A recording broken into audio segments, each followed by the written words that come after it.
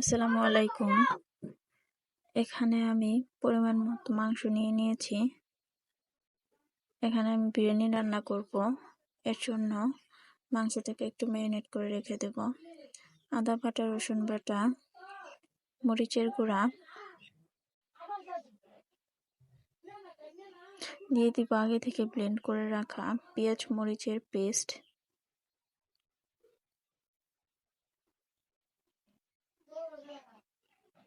জিরার গুঁড়া, ধনিয়ার গুঁড়া, গরম মশলার গুঁড়ো, দিয়ে দিব অল্প পরিমাণে লবঙ্গ, কালো গোলমরিচের গুঁড়ো,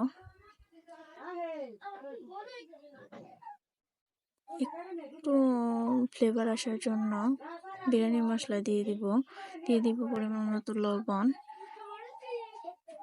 তেজপাতা, এলাচ, দারচিনি দিয়ে দিব পেঁয়াজের কুচি। এটা ঝাল ঝাল রান্না হবে, তাই মরিচের গুঁড়োটা একটু বেশি পরিমাণে দেব। কাঁচামরিচ কেটে দিয়ে দিব।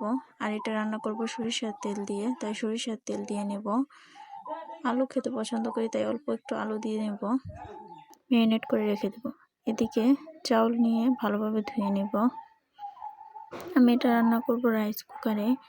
এজন্য রাইস কুকারে ম্যারিনেট করা মাংসটুকু দিয়ে অল্প একটু পানি দিয়ে কষিয়ে নেব। এরপর আমার কষানো হয়ে গিয়েছে, যেহেতু লেয়ার মুরগি বেশি কষাতে হবে না। কষিয়ে এর মধ্যে দিয়ে দেব পরিমাণ মতো চাউল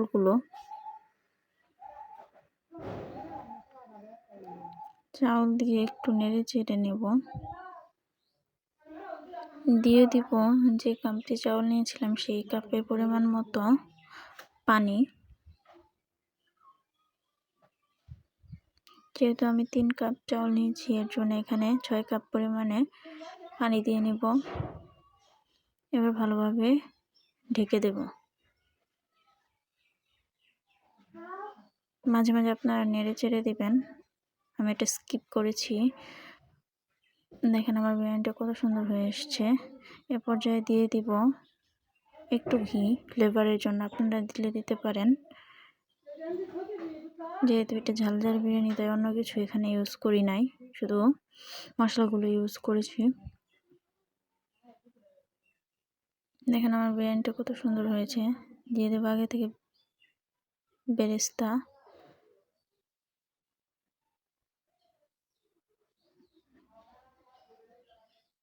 এবার পরিবেশন করে